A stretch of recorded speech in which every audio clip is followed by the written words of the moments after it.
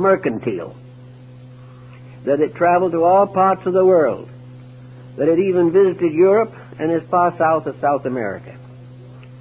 But gradually this empire grew more and more proud. Gradually fame, wealth, and power became the great objectives for life. And there was another dimension. These peoples possessed extrasensory perceptions that had not yet been closed by the process of embodiment. They were like the extrasensory perceptions of small children, in whom faculties are partly active, which are now dormant in our racial groups. So in any way, these magicians, these sorcerers, these powerful ones who possessed vril being the one motive power that is inexhaustible, something we could use today. That we'd carry anything, transport anything, activate anything that the human being could conceive. And so in their pride, these princes decided near the end of their time to invade what is now Europe. They decided to invade in the areas of the Mediterranean, North Africa, and the Near East. So they sent great fleets to conquer these countries. In the meantime, the deities, particularly Poseidon, realizing what was occurring, gave warnings and sent prophets and told these people they were destroying themselves, but they were proud and they gave no mind or no thought to consequence. And finally they rebelled against the gods, and the gods reacted accordingly. In a single night, the great center of Atlantean culture, the island of Poseidonis, the last surviving fragment of an ancient order of life, disappeared under the ocean, and according to the Maya calendar, carried with it to death 60 million human beings. This was the end of a great cycle of misuses and abuses in which those powers, forces, and principles which had been intended to be of common good to all mankind were perverted and in one way or another turned against the will of heaven, and in consequence they were destroyed. Now this also causes us to have another little interlude here, which I think we should give a thought to. We are told by Plato and several other historians of the time that various agencies, various merchants, travelers, explorers from Atlantis visited other lands. And among those who visited other lands were the priests of the Atlanteans, those who worshipped the great golden serpent. Serpent worship was one of the oldest religions of the world. Now these various missionaries, shall we say, went to primitive people, as we send missionaries today to underprivileged or gradually evolving groups. And these missionaries set up various institutions in the distant parts of the empire, the parts that were not actually destroyed by the destruction of the Atlantean centerland.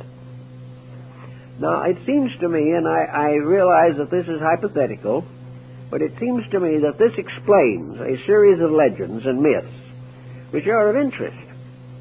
We are told, for example, that the people of Chaldea and Babylonia were very primitive, that they had not yet discovered the use of fire, that they did not know how to cook food, they did not know how to keep records, they had no medical knowledge, they had no laws to live by and no governments except tribal communes. And in the midst of all this time, while they were living along the shores of the sea, one day something strange happened. A being came out of the sea. This being, whom they called Oannes, had the body of a fish and the head of a human being, and wore on his head the head of a fish on end. If you see the old pictures, you realize that his hat was what we call today a mitre, which is practically exactly the shape of a fish's head. And this man who came out of the sea had scales. Now, scales could very well represent armor. He carried symbols with him. And he was a good man. And he came to these people. And he taught them. He gave them a written language. He gave them the knowledge of agriculture. He taught them astronomy and the mystery of the stars. He helped them to build a permanent government, introduced them into the mysteries of architecture and the building of cities. And he also taught them the mysteries of heaven and the ways of the gods, and taught them to live in obedience. And he told them that in due time he would return. And then he went back to the sea, promising to come back one of these days, sometime in the future. And he walked out into the sea and disappeared. Now this seems to me to be a veiled story, could be a veiled story, of an Atlantean traveler, a missionary perhaps, who came to these people very much as the Chaldeans coming along the coast of Brittany and France gave them the beginnings of the culture of the Druids. This one who came out of the sea, dressed in armor, probably came on a ship, which came over the horizon and was regarded as evidence that he came out of the sea. The most important thing, I think, in the legend is that he promised to return. So they waited. And they kept his laws and they kept his rules for years, but he never came back.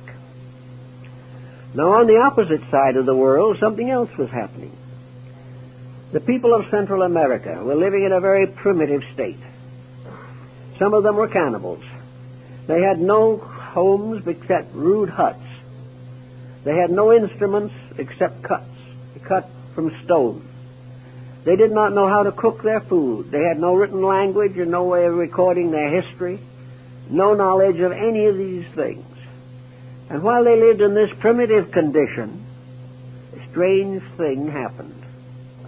An old man came to them, riding on the back of serpents. And he came to the shore, and he was welcomed by them, these peoples. And his name is preserved in the three great languages of the central culture of the period and time and place. To the Aztecs, he was Kukulkan. To the ones who lived around Palenque, he was Wotan. And to the Mayas, he was Quetzalcoatl, the feathered serpent. And this man came from the sea with a bonnet of wonderful plumes, almost like wings. And on his breast he carried a cross. He came to them, and they received him with regard and esteem. And he taught them all the things that Oannes had taught the Chaldeans. He helped them to establish a permanent way of life. He gave them the beginnings of a written language, the only written language in the Western Hemisphere. He gave them good government. And then he said, now I go away. But keep the rules that I have given you. And in due time, I will return and claim the empire. But in the meantime, obey the principles I have taught. And these principles were of very high quality morally and ethically. Then this being went to the shores of the sea. And as he stood there, he said to the people that had assembled that a very bad power was coming to them. Tezcatlipoca, the god of war, was going to come from the south to destroy their empire. They should be true, however. They should keep the rules, and then he would return. Then there are two accounts of what happened to him.